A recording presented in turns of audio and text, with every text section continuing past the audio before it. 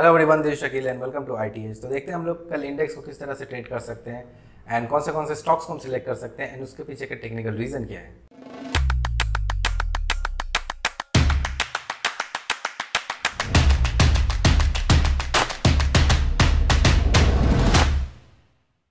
तो सबसे पहले हम लोग अगर निफ्टी को देख ले तो निफ्टी एक रेंज में फंसा हुआ था। जैसे कि हमारा लेवल है निफ्टी का 15,850 के आसपास एंड नीचे का लेवल हमारा हो जाता है 15,660 के आसपास। तो मार्केट कहीं ना कहीं आज इसी रेंज में फंसा हुआ रहा एंड सुबह हमने इंस्टाग्राम की स्टोरी में भी डाल दिया था कि मार्केट इस रेंज में फंसा हुआ है, निफ्टी एंड बैंक निफ्टी। तो यहाँ पे ये पूरा दिन साइडवेज रहने का एक्सपेक्टेशन हम लोगों ने किस लिए रखा था, तो उसके पहले हमें उसके पहले दिन के चार्ट में जाना पड़ेगा। जैसे ये वाला चार्ट, ये 14 तारीख को जो मार्केट में ट्रेड हुआ, यहाँ पे अगर हम लोग देखें तो एक अच्छा खासा रैली आया, नीचे से अपसाइड एंड ऊपर से आपका डाउन साइड भी एक अच्छा खासा रैली आया। तो यहाँ पर अगर हम लोग देखें तो यहाँ पे हम लोग मान सकते हैं कि यहाँ पे बुल्स जो है वो एक्टिवेट हो चुके थे एंड यहाँ पे बेयर्स एक्टिवेट हो चुके थे, जिन्होंने मार्केट को नीचे भी गिराया एंड मार्केट को ऊपर भी लेके गया। तो अब जब तक ये एक क्रूशियल सपोर्ट एंड रेजिस्टेंस की तरह एक्ट करेगा हमारे लिए, तो यहाँ पे जैसे निफ्टी को अगर हम लोग देखें तो निफ्टी 15,850 के आसपास एक लेवल है, ये आपका रेजिस्टेंस कहलाएगा एंड जो सपोर्ट है वो हमारे लिए 15,650 के आसपास, कहीं ना कहीं इस लेवल के आसपास 50-60 के आसपास माना जाएगा। तो अब हमारा कल के लिए प्लान क्या होना चाहिए, तो कल एक्सपायरी है, तो कल मार्केट साइडवेज में रह सकता है, बट अगर मार्केट ह्यूज गैप अप या फिर गैप डाउन खुल जाता है देन हमें कुछ और प्लान करके रखना पड़ेगा। जस्ट इमेजिन कि मार्केट इस रेंज के अंदर ही खुलता है, निफ्टी इस रेंज के अंदर ही खुलता है आपका 15,850 के आसपास एंड नीचे आपका 16,675 के ऊपर यहाँ पे कहीं पे इस रेंज के अंदर खुल रहा है।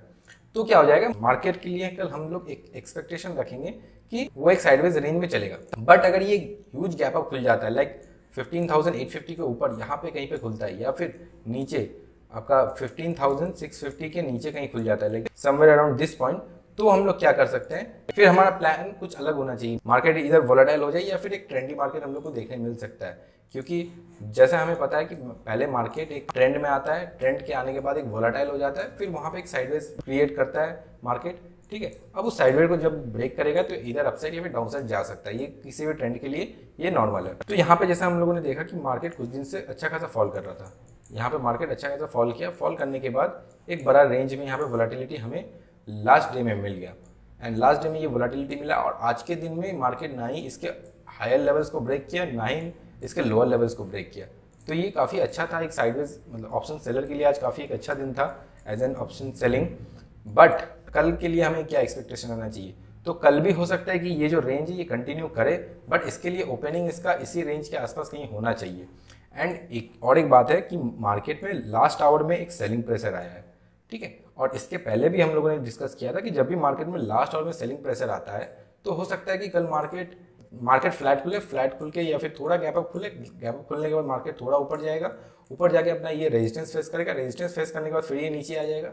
हाँ, ऐसा नहीं, जरूरी नहीं है कि ये रेजिस्टेंस फेस करके नीचे आएगा, ये अगर जाके ऊपर ब्रेकआउट दे देता है, थोड़ा हॉल्ट करने के बाद अगर ये ब्रेकआउट दे देता है तो हम लोग लॉन्ग साइड भी देख सकते हैं। बट एग्रेसिव लॉन्ग पोजीशन अभी फिलहाल के लिए नहीं बनाएंगे जब तक इस लेवल को ब्रेकआउट नहीं देता है, और एग्रेसिव सेलिंग पोजीशन हम लोग तब तक नहीं बनाएंगे जब तक इस लोअर लेवल को नहीं तोड़ता है। एंड हमारे लिए बेस्ट अपॉर्चुनिटी कल रहेगा कि अगर ये फ्लैट यहाँ पे कहीं पे खुले तो क्या होगा कि अगर आप ऑप्शन सेलिंग भी करते हो तो आपके लिए तो बहुत बेटर रहेगा, बट अगर आप ऑप्शन बाइंग करते हैं या फिर फ्यूचर बाई करते हैं तो आपके लिए बेटर रहेगा, मतलब बहुत ज़्यादा सेफ साइड आपका हो जाएगा जब ये लेवल टूटेगा इधर अपसाइड या फिर नीचे के लेवल को ये तोड़ता है तब। तो अब हम लोग आ जाते हैं बैंक निफ्टी की तरफ। तो बैंक निफ्टी को भी अगर हम लोग ध्यान से देखें तो सेम निफ्टी के जैसे इसका फॉर्मेशन था और वो बुल्स यहाँ पे एक्टिवेटेड हो चुके थे और यहाँ पे बेयर्स एक्टिवेट हो चुके थे। तो हम लोग के लिए आज एक रेंज था आपका 33,600 एंड नीचे का लेवल था 33,100। तो 500 पॉइंट के अंदर ही मार्केट कहीं ना कहीं रह सकता था। तो आज भी एक मतलब आज बैंक निफ्टी के लिए भी काफ़ी एक अच्छा ऑप्शन सेलर लोगों के लिए काफ़ी अच्छा एक अपॉर्चुनिटी था एंड कल भी ये कंटिन्यू कर सकता है। कंटिन्यू इन द सेंस कि अगर ये इसी रेंज के अंदर कहीं खुलता है, लाइक इस 500 पॉइंट के अंदर अगर कहीं मार्केट खुलता है तो फिर हम लोग कल इसको ऑप्शन सेल कर सकते हैं, लाइक यहाँ का कॉल सेल कर दिया या फिर यहाँ का पुट सेल कर दिया, और फिर हम लोग इसके अंदर अगर मार्केट क्लोज होता है तो दोनों जीरो हो जाएगा क्योंकि एक्सपायरी है। अगर आपको डायरेक्शनल ट्रेड करना है तो डायरेक्शनल ट्रेड के लिए आपको एटलीस्ट थोड़ा वेट करना पड़ेगा कि इस लेवल को ब्रेक करे या फिर नीचे के इस लेवल को ब्रेक करे, क्योंकि जैसे हम लोगों ने निफ्टी में डिस्कस किया था कि यहाँ पे जैसे बुल्स एक्टिवेट हुए थे और यहाँ पे बेयर एक्टिवेट हुए थे। और एक बात मैं यहाँ पे बता देता हूँ कि जैसे मार्केट में एक अच्छा खासा रैली अपसाइड आया, एक अच्छा खासा रैली डाउन साइड आया। Market no doubt down trend में था, बट डाउन ट्रेंड के बाद ये यहाँ पे अगर इसको ऊपर जाना होता है या फिर नीचे जाना होता है, ये प्राइस एक्शन एक बना रहा होता है। बट अगर हम लोग यहाँ पे ध्यान से देखें तो मार्केट ने एक रैली दिया, रैली देने के बाद ये करेक्शन ले सकता है, कोई बात नहीं, करेक्शन हो सकता है, बट एक करेक्शन का भी एक लिमिट होता है कि करेक्शन लेने के बाद जो नेक्स्ट उसका मूव होता है वो पुराने हाई को तोड़ देता है, बट इस हाई को तोड़ नहीं पाया, जिसकी वजह से हम लोग इसको एक एक्सपेक्टेशन रख सकते हैं कि हाँ अभी ये इसको तोड़ने के मूड में नहीं है, जब ये इस लेवल को तोड़ेगा तब जाके हम लोग इसको हाई लेवल्स के लिए जाएंगे। अब मैं मान लेता हूँ कि आपने इस लेवल को तोड़ते ही आपने लॉन्ग किया तो आपको ज़्यादा नहीं 100 पॉइंट भी आपको नहीं मिलेगा, आपको ऊपर एक रेजिस्टेंस मिल जाएगा। अगर इनकेस यहाँ से घूम जाता है तो आपका रिस्क टू रिवॉर्ड यहाँ पे खराब हो जाएगा। एंड अगर आप यहाँ पे शॉर्ट कर लेते हैं, लाइक मैं मान लेता हूँ कि यहाँ पे एक ट्रेंड लाइन बन रहा है, आप यहाँ पे शॉर्ट कर देते हैं तो आपको यहाँ पे 300, यहाँ पे आपको 200 पॉइंट के आसपास रहेगा, ठीक है। अब डिपेंड करता है आपका रिस्क टू रिवॉर्ड कैसा रहेगा, तो यहाँ पे आपको एक्जैक्टली 200 पॉइंट मिलेगा ज़रूरी नहीं है, मार्केट हो सकता है यहाँ से घूम जाए, यहाँ एक सपोर्ट लेके, या फिर मार्केट यहाँ तक भी आ जाए। तो यहाँ पे हम लोग को क्या होता है कि वो हाई प्रोबेबिलिटी हमें नहीं मिलता है। जो हम लोग को जब एक ह्यूज ब्रेकआउट मिलता है, लाइक इस लेवल को अगर ब्रेकआउट देता है तो ऊपर हमारे पास बहुत ही स्पेस है, हम इसके लिए अच्छा खासा टारगेट एक्सपेक्ट कर सकते हैं। और नीचे की तरफ अगर तोड़ता है तो फिर हम नीचे के लिए भी अच्छा खासा एक्सपेक्टेशन रख सकते हैं, बट इसके बीच में हम उतना कुछ ज़्यादा एक्सपेक्टेशन रखेंगे नहीं। आपको डायरेक्शनल अगर लेना हो तो ले सकते हैं, कोई दिक्कत वाली बात नहीं है, बट उसमें आपको ज़्यादा प्रॉफिट मिलने वाला नहीं है। ज़्यादा पॉइंट्स आपको कैप्चर करने के लिए अगर आप सोच रहे हैं तो आपको हो सकता है कि प्रॉफिट दिखाए आपको यहाँ पे 200 या फिर 250 पॉइंट का आपको प्रॉफिट दिखाए, उसके बाद जाके ये अगर टर्न अराउंड हो जाता है तो फिर आपको वहाँ पे दिक्कत आ जाएगा। तो सबसे पहला स्टॉक हमारा आ जाता है डीएलएफ। तो डीएलएफ को अगर हम लोग ध्यान से देखें तो ये काफ़ी एक अच्छा खासा ट्रेंड लाइन को ब्रेक किया है। जैसे यहाँ एक ट्रेंड लाइन था जिसको इसने अच्छा खासा एक ब्रेकआउट दिया है, बट आज का लेवल में हम लोग अगर देखें तो लास्ट में जो क्लोजिंग दिया है ये अपना रेजिस्टेंस को ब्रेकआउट नहीं दे पाया है। तो हमारे लिए जैसे ट्रेंड लाइन तो ब्रेकआउट हो गया, उसके लिए आज एक अच्छा खासा ट्रेड मिल चुका था, बट इस ट्रेंड लाइन के बेसिस में कल हम लोग ट्रेड नहीं कर सकते। तो उसके लिए हमें एक अच्छा एंट्री पॉइंट चाहिए। एंट्री पॉइंट हमें मिलेगा ये जो रेजिस्टेंस है, ये रेजिस्टेंस जब ब्रेकआउट हो जाएगा जो कि समवेयर अराउंड 318.5 पे है, ठीक है, इस लेवल के आसपास है कहीं पे। इस लेवल को अगर ये ब्रेकआउट देता है एक ग्रीन कैंडल के साथ, फिर जाके हम लोग इसमें एक ट्रेड ले सकते हैं लॉन्ग साइड के लिए। हमारा स्टॉप लॉस क्या होना चाहिए? हमारा स्टॉप लॉस 316 के आसपास कहीं होना चाहिए, इस लेवल के आसपास। तो दूसरा जो स्टॉक है हमारे लिए वो है आपका हिंदुस्तान पेट्रोलियम। अब इसको अगर हम लोग ध्यान से देखें तो ये cup and handle type pattern बना रहा है, जिसको इसने ब्रेकआउट दे दिया था। एंड ब्रेकआउट देने के बाद ये अच्छा खासा एक मोमेंटम हुआ नहीं है, एंड इसका एक रेजिस्टेंस लेवल था जो कि आपका 215.5 के आसपास है कहीं पे, इस लेवल के आसपास, जो कि ये ब्रेकआउट दे चुका है अपने लास्ट कैंडल में विथ गुड वॉल्यूम। तो हम लोग इसको कल कैसे ट्रेड कर सकते हैं? तो कल अगर हमें इसको ट्रेड करना है तो इसका ओपनिंग होना चाहिए 216 एंड 213, इसके बीच में कहीं ओपनिंग होना चाहिए।